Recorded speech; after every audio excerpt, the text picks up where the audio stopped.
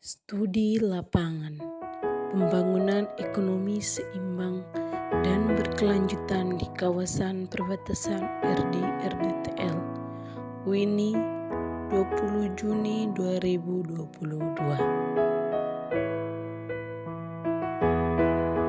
Yang dilakukan oleh mahasiswa Universitas Timor semester 2 program studi ekonomi pembangunan Fakultas Ekonomi dan Bisnis tahun 2022.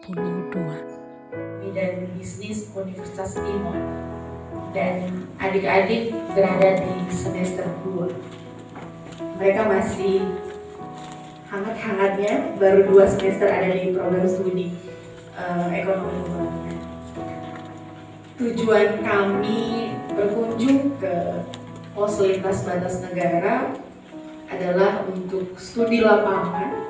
Kebetulan saya mampu mata kuliah ekonomi pembangunan. Yosef Isfahik, SSDP, dan Ibu Irene Jubrina Gagahamapur, SSDP. Saya dan Ibu Irene yang ditugaskan untuk menemani Ibu dosen dan adik-adik mahasiswa untuk kita penyampaian materi dan menentukan BNPB. Jadi dasar hukumnya ini sebenarnya mungkin adik-adik bisa baca di Google, bisa akses. Jadi sebentar ya gambaran singkat saja mungkin.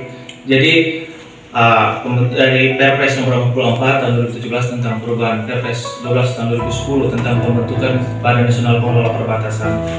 Jadi di dasar hukumnya dari Perpres nomor 12 2010 kemudian perubahan Perpres 44 tahun 2017 tentang pembentukan BNPB.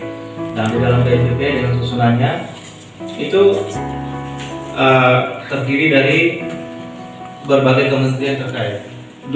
Yang anggota sekarang itu ada 20 kementerian, teknis dan TNI, Polri dengan badan-badan terkait seperti BNN, DIG dan instansi lainnya. Kemudian ditindaklanjuti dari Perpres tersebut dengan adanya peraturan kepala BNPB nomor 5 tahun 2017 tentang organisasi dan tata kerja sekretariat tetap BNPB. Jadi keanggotaan BNPB dari sekian kementerian kemudian dibentuk peraturan kepala BNPB. Dan dalam hal ini Menteri Dalam Negeri selaku Menteri Dalam Negeri ex officio Kepala Badan Nasional Pengelola Perbatasan dibentuk sekretariat tetap. Jadi seperti kalau adik-adik mahasiswa ada sekretariat mahasiswa BEM ya. Jadi anggota BEM kemudian ada sekret yang mengurus itu. Nah, yang saya, Ibu Iren, Pak Kepala, Pak Don Gaspar itu bagian dari sekret itu. Bagian dari sekretariat tetap BNPB yang mengatur tentang pedoman pengelolaan pos lintas batas negara secara terpadu dan struktur organisasinya. Dilanjut, Feb. Ini dasar hukum yang gambaran tadi secara ini. Lanjut, Feb, di slide berikut. Ini jadi awalnya sejarah terbentuknya PLBN. Jadi kalau kita lihat sebelum pembangunan PLBN, pelayanan perlintasan di batas waktu itu belum ada PLBN. Jadi itu masih pelayanan perlintasan. Jadi itu pos imigrasi sendiri, pos bea cukainya sendiri, kantornya terpisah, jaraknya juga jauh. Kemudian ada pelayanan kekarantinaan juga terpisah jauh. Jadi masing-masing kantor terpisah. Nah, kemudian kunjungan Pak Jokowi ke Mota Ain tahun 2015 kalau tidak salah. Tahun 2015 dia lihat langsung kondisi pelayanan perlintasan kita di perbatasan negara di pintu masuk. Jadi kalau Pak Jokowi melihatnya bahwa perbatasan itu seperti pintu masuk. Kalau di rumah itu pintu masuk pekarangan depan rumahnya kita. Nah, ini tampilan di depan rumah saat orang masuk awal di rumah kita Indonesia, itu tampilannya kondisi sebelum dibangun PLBN ya. Itu kantornya itu kata Pak Presiden waktu itu tuh seperti kantor lurah. Bahkan Pak Presiden bilang, wah ini kayak seperti kandang hewan ini kondisinya. Dibandingkan di sebelah yang baru merdeka, mereka kondisinya jauh lebih bagus bangunannya, secara bangunannya. Kemudian sejalan dengan program Nawacita yang ditetapkan oleh Pak Presiden Jokowi, visi misinya itu kalau kita lihat pada poin kedua dan poin ketiga yang isinya itu kira-kira membuat pemerintah untuk selalu hadir dalam membangun tata kelola pemerintahan yang bersih, efektif, demokratis, dan terpercaya. Kemudian di poin ketiga, membangun Indonesia dari pinggiran dengan memperkuat daerah-daerah dan desa dalam kerangka negara kesatuan. Jadi sejalan dengan visi misinya Pak Presiden, dibentuklah pos lintas batas negara terpadu. Jadi ada PLBN terpadu di ujungnya. Nah, sejalan dengan visi misi ini. Jadi untuk apa dibentuk itu PLBN? Jadi Pak Presiden perintahkan waktu itu ke Menteri PUPR untuk segera dibangun PLBN. Untuk apa? Jadi tujuannya itu untuk mewujudkan program Nawacita ini, terutama poin nomor 2 dan nomor 3. Jadi dengan tata kelola PLBN yang terpadu, yang sebelumnya kita lihat pelayanan perlintasan, kalau kita urus di Bea Cukai, urusnya kantornya sendiri, pelayanannya sistemnya sendiri. Kemudian keimigrasian itu terpisah, pelayanannya juga sendiri, kekarantinaan juga sendiri. Nah, ini kita birokrasinya ini sudah tidak efektif, pelayanannya juga sudah tidak maksimal. Seperti kalau misalnya adik-adik mungkin kalau di kampus, kalau kelas kuliah pagi Bu Ismi di kilo 9, terus kuliah berikut lagi mata kuliah kedua, kuliahnya di Boko mungkin. Karena adik-adik mahasiswa juga kuliah habis Bu Ismi mau kuliah mata kuliah kedua Sumaras tuh. Nah, kira-kira seperti itu. Itu yang masyarakat pengguna layanan ini rasakan. Nah, disitulah pemerintah hadir dengan program ini dibentuk PLBN. Jadi mungkin kakak gambarkan sedikit dari tadi kan, imigrasi, bea cukai, karantina. Mungkin ada yang belum tahu, adik-adik mahasiswa di sini mungkin ada yang belum tahu itu apa sih yang bea cukai, imigrasi. Jadi ada 5 kementerian teknis yang fungsinya itu melayani pelayanan perlintasan di perbatasan. Jadi di PLBN sini kalau adik-adik mau melintas atau dosen mau melintas, nanti urusannya itu sama 5 kementerian. Jadi ada Kementerian Hukum dan HAM. Kementerian Hukum dan HAM itu Dirjen Imigrasi, itu yang bertugas di perbatasan. Nah, imigrasi ini tugasnya itu untuk mengawasi perlintasan orang. Dokumen paspornya sesuai tidak, punya paspor tidak, apakah orang ini masuk dalam black notice atau punya masalah atau dicekal, bisa melintas tidak. Nah, itu urusannya teman-teman. Di belakang baru ke sana supaya Pak Yos bisa jawab satu kali berbarengan. Silakan.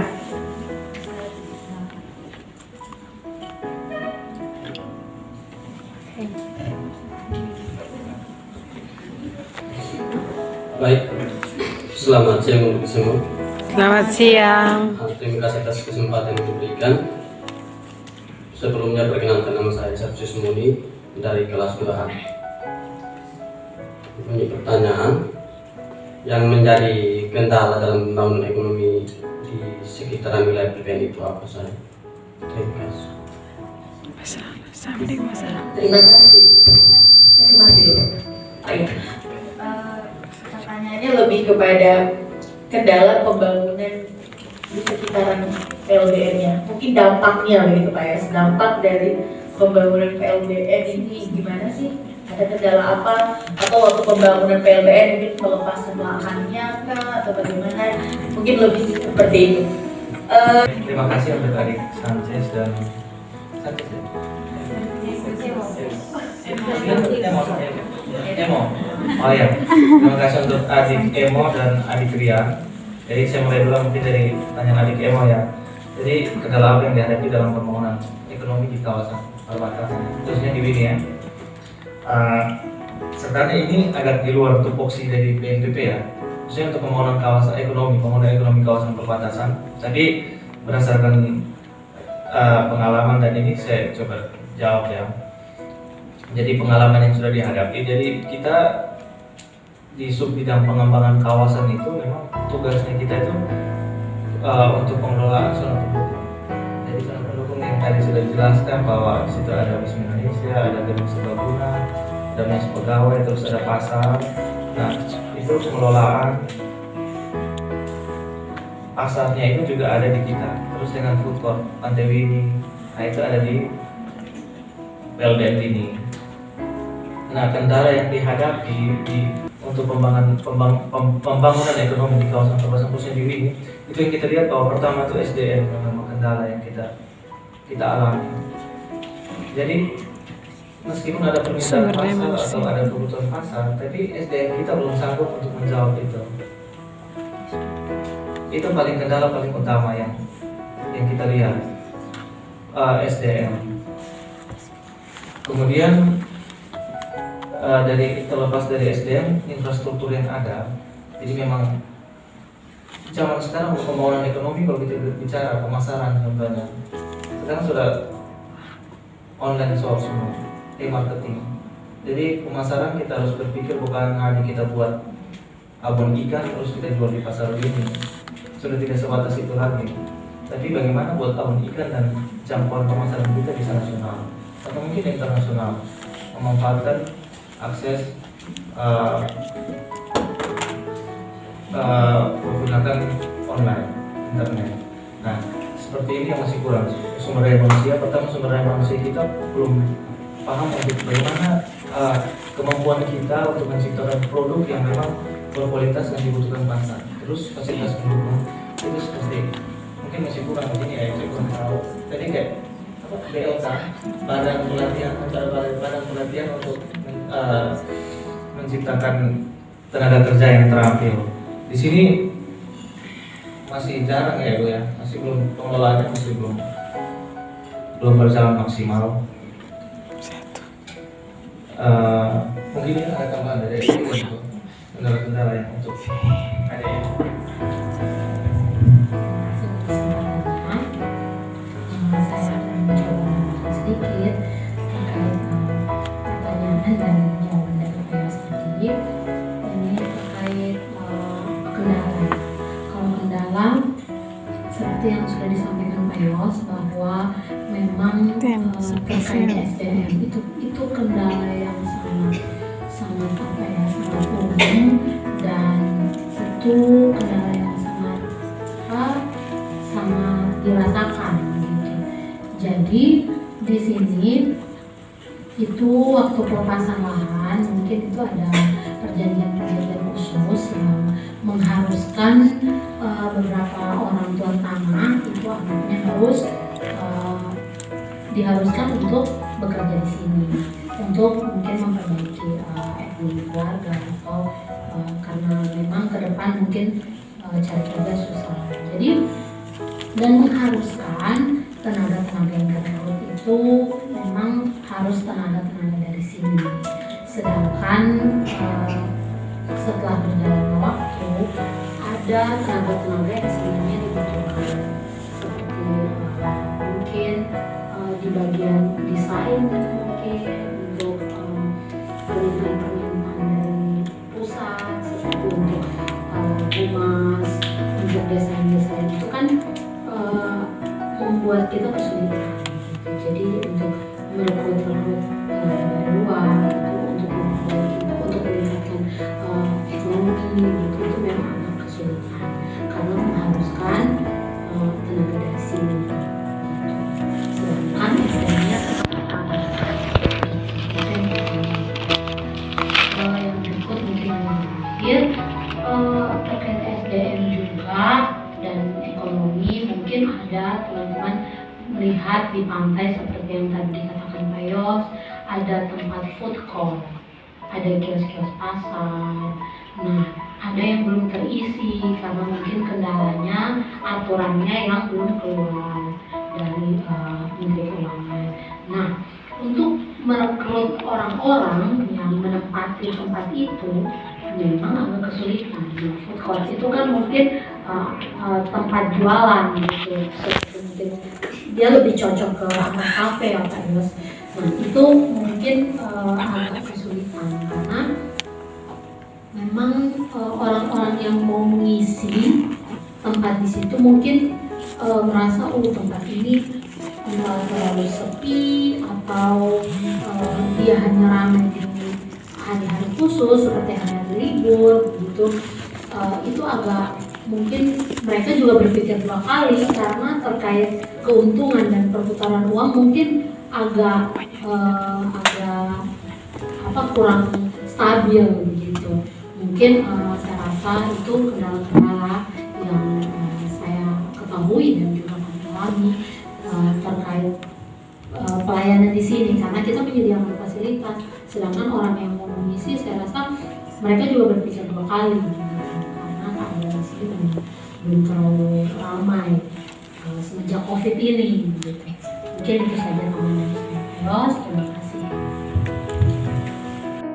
Setelah mendengar materi tersebut, dapat ditarik kesimpulan bahwa pembangunan berkelanjutan dan seimbang di kawasan RDTL Wini adalah pembangunan yang meningkatkan kesejahteraan masyarakat untuk memenuhi kebutuhan dan aspirasi manusia. Setelah mendengar materi dan berdiskusi bersama, kami diundang untuk foto bersama, kemudian keluar dari ruangan untuk melihat seputaran lokasi PLBN Wini. Kami diizinkan untuk menyeberang masuk gerbang PLBN Timur Leste bersama rombongan yang didampingi oleh Ibu Iren dan Ibu dosen. Selanjutnya foto bersama di depan gerbang PLBN Timur Leste dan masuk kembali ke dalam PLBN Wini untuk makan siang bersama. Inilah hasil diskusi pembuatan video kelompok kami, kelompok 10. Kami mohon maaf apabila ada kesalahan teknis dalam pembuatan video ini. Sekian dan terima kasih.